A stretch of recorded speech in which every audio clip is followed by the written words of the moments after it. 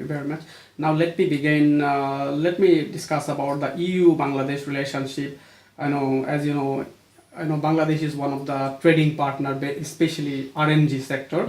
So how do you, actually evaluate, EU-Bangladesh relationship as one of the global influential global democratic community views Bangladesh political transition. I will come through on economic issues as well, because you were expert on this.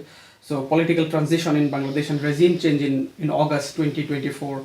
How do you actually assess this change? Yes, I think in the last 30 years there was a lot of development, and I think the trade and investment relations between Bangladesh and Europe developed very well. When I was a student, Bangladesh was still considered to be among the less developed countries. There's been an industrialization. Bangladesh found a new place in the international division of labor.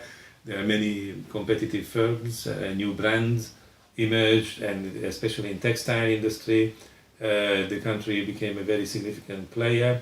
Of course, if you find the Bangladeshi share in European trade, that's probably still small because of the distance and because of the greater share of other countries which are closer to Europe or more traditional trade and investment partners.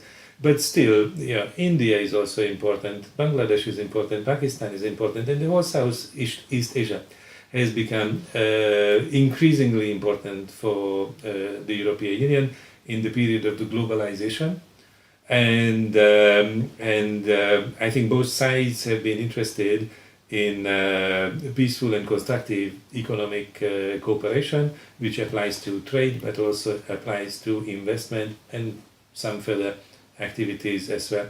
Now, when it comes to the political instability, of course, political instability is not good, right? So it's violent regime change is never good news, and I think the European countries, leaders of the EU institutions, have been witnessing with a lot of concern what has been happening in the last 18 months, because the EU in general, whether it is Bangladesh or other countries, would need to represent the principles of human rights, democracy, the rule of law. And when we see this violated, including the violation of the rights of minorities, whether we speak about ethnic or religious minorities, of course this is a great problem. The EU has, especially when it's very distant geographically, very limited capacity to intervene. But I would expect the European leaders to express their concern and try to do something.